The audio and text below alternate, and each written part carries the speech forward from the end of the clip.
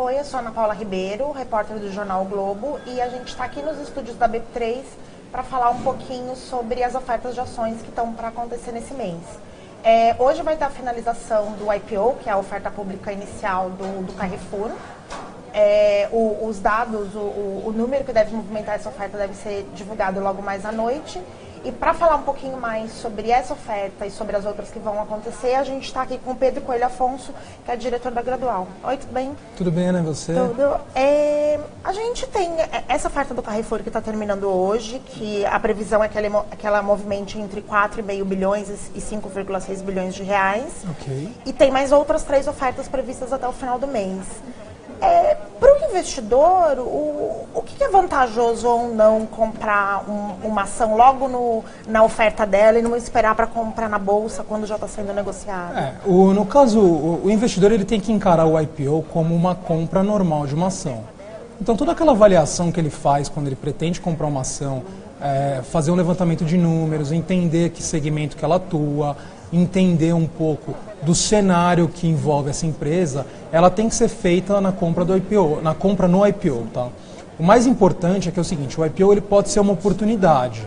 Por quê? Pode ser que uma empresa ela inicie a sua negociação com um valor de mercado menor do que o mercado realmente acha que ela pode valer.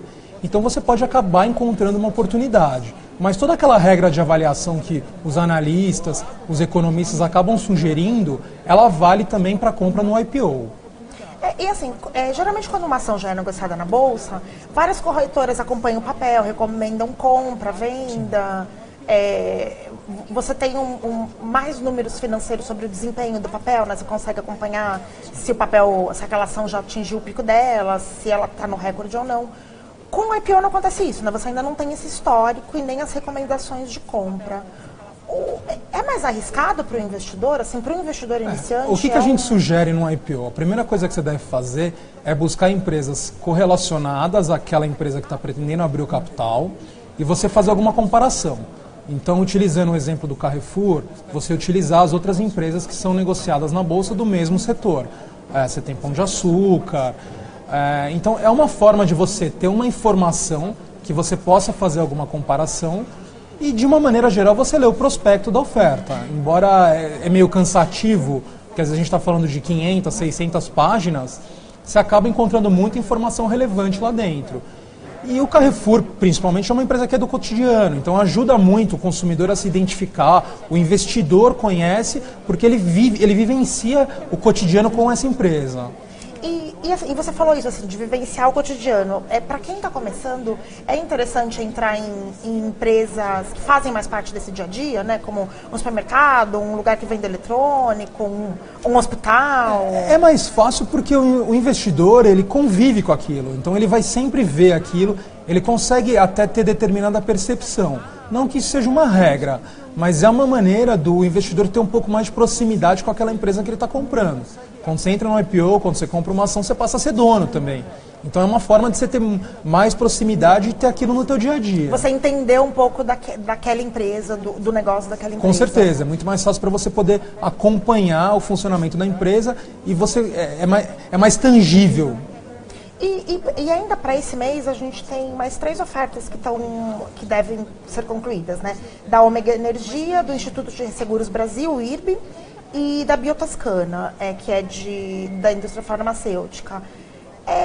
Por que a gente voltou até esse tipo de operação, né? Porque desde o primeiro trimestre não tinha nenhuma oferta de ação. No caso de IPO, né? Por que a gente voltou a ter isso? Primeiro a gente tem um problema dos últimos tempos, que você tem um cenário econômico que não ajuda, você tem uma instabilidade política.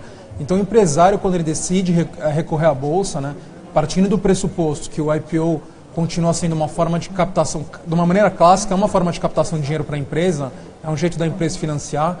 Quando você tem um cenário completamente incerto, você acaba afugentando o empresário que quer colocar a sua empresa na bolsa. Então, digamos que no último ano, a gente teve um pouco de melhora de cenário. O cenário não está ótimo ainda, mas ele tem melhorado bastante. E se você até comparar com o primeiro trimestre, você tinha um cenário muito mais instável politicamente. Então hoje a gente já tem um cenário talvez um pouco mais definido. Isso acaba atraindo investidor. A gente tem sinais de que existe uma possível recuperação da economia, isso acaba facilitando e ajuda muito ao empresário resolver tomar uma atitude, uma decisão de, opa, agora eu vou recorrer à Bolsa como uma fonte de financiamento. Mas talvez, assim, você falou isso, assim, que tá um cenário um pouco melhor. Não é um cenário ótimo, mas é um cenário um pouco melhor. Sim. Mas tanto para a empresa que está levantando dinheiro e para o investidor, não seria melhor esperar você ter um cenário de recuperação mais concreto antes de tomar essa decisão de emitir ações e levantar capital para sua empresa? Acho que depende, é muito uma decisão estratégica da empresa. Talvez agora seja um momento interessante, principalmente essa questão de dólar, às vezes você consegue atrair investidor estrangeiro, porque assim, são diversos fatores que você tem que levar em consideração, né? A instabilidade política e econômica, ela é o câmbio, talvez para o estrangeiro fica muito barato investir no Brasil, e pode ser que favoreça você atrair investidor estrangeiro também. Então, acredito que isso é muito mais uma decisão estratégica da empresa, do empresariado mesmo, para falar, olha, agora é o momento, agora não é. E do lado do investidor, né, que está olhando essas ofertas e pode se sentir atraído ou não, né? É melhor já ter alguma experiência em bolsa anteriormente, já ser um investidor em ações antes de entrar num IPO? Ou você pode começar na renda variável já por um IPO, já participando de um IPO? A gente teve um cenário meio curioso entre 2002 e 2007, né? Que a gente costumava ter aquele tipo de operação que as pessoas compravam no IPO e vendiam no primeiro dia, que a gente chama de flipar, né? Foi um período muito aquecido em termos de ofertas de ações. Exatamente. Então, assim, parecia que você comprava qualquer coisa e qualquer coisa que você comprasse ia subir e você ia vender no IPO já com lucro.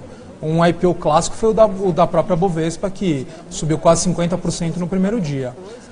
Eu acho que agora, com esse cenário mais complicado, eu sugiro que o investidor tenha pelo menos um pouco de conhecimento do mercado como um todo, tá? Não só da renda variável, mas como outros tipos de investimento. O IPO ele não é lucro certo. Essa ideia de que compra no IPO, venda no primeiro dia, venda na primeira semana, eu vou ter lucro, ela não existe mais. É uma operação de risco, assim, é um investimento que tem um risco embutido nele. Com certeza. É como você comprar uma outra ação. Na verdade, você está comprando no início. É como você comprar, por exemplo, uma casa, um apartamento na planta. Tá? Pode dar certo, como pode não dar certo. E por isso que o investidor tem que saber muito bem o que ele está fazendo, independente de ser no IPO ou não. Uhum. E como que vocês estão avaliando na corretora esse cenário para investimento em bolsa nesse ano? Assim, muita gente falava no começo do ano que até podia bater recorde esse ano, mas aí chegou ali maio, veio a delação dos executivos da JBS, que acabou dando uma mexida ali e voltou a crise política, né? Como que vocês estão vendo daqui para frente? Assim, dá para dizer que o pior já passou? Daqui para frente é um cenário de... A gente tem assim, eu costumo sempre falar para os investidores de uma frase bem clássica, assim, mercado financeiro e incertezas não combinam. E eu acho que enquanto você não tem um cenário político e econômico bem definido, quando eu falo econômico, é muito mais derivado do político. Porque se você tem uma troca de governo, você não sabe se a equipe econômica vai se manter ou não.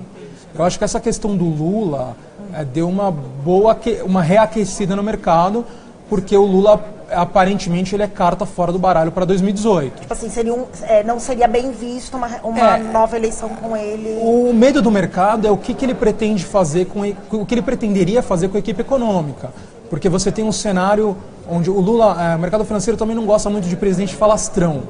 E o Lula é um presidente que fala muito, fala o que pensa, tem medidas muito duras e isso acaba às vezes afugentando o investidor.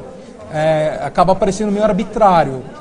Então, caso ele fosse eleito, e aparentemente poderia ser porque ele era líder de pesquisa, a gente poderia ter um problema. Então, acho que agora o cenário está começando a se aquietar um pouco mais. Eu acho que o que falta mesmo para a gente ter uma definição clara é a questão do Temer.